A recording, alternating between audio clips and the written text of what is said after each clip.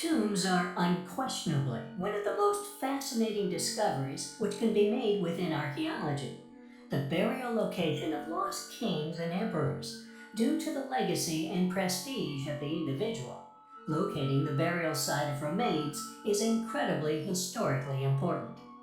With certainly the most famous tomb discovery, rumored partial raid, and curse said by some to have been cast upon those who committed such acts, was that of King Tut, more commonly known as Tutankhamun, made by Howard Carter in the Valley of Kings on November the 4th, 1922.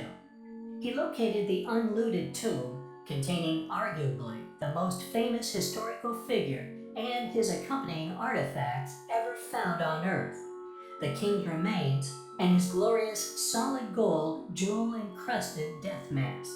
Rumors have also circled other tombs for centuries, and if true, testament to the competence of the preservers of their kings and queens.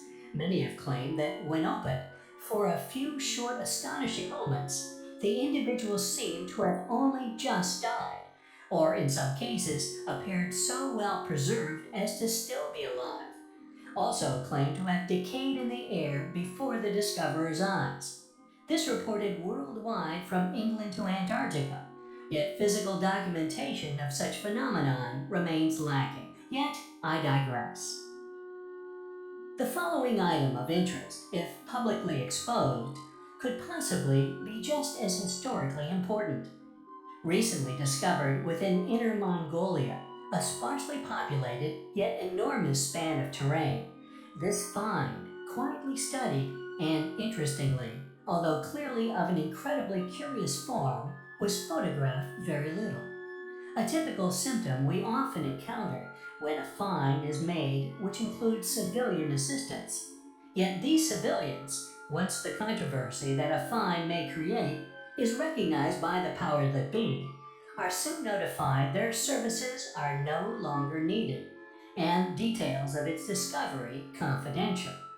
Such as the media blackout occurred within Cheops when Ganton Brink's robot successfully tunneled into a secret inner chamber, once rumored to have been connected to, or the tomb of the Egyptian god Osiris. Yet when the media and independent journalists were allowed to return to the site, Zahi Hawass and his team claimed the quote, tomb had been looted in antiquity, leaving nothing but an empty room, one that curiously took them 2 weeks to examine before eventually allowing the public to see it.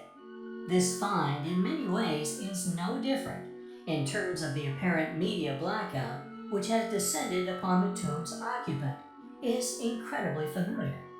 The contents of the tomb and the actual sarcophagus-esque tomb itself, it must be noted, are now proudly on public display, but the individual who was found within, which now appears to many to have possibly been the remains of an ancient alien, have been kept under close guard, as any efforts to attain any additional study or photography of the corpse have been in vain, and no others are yet to surface. Could this, in fact, be the remains of an actual ancient alien? Possibly a visitor who died on our planet, or a survivor of a crashed ancient alien craft, worshipped by an ancient civilization as a god. We find such possibilities incredibly intriguing.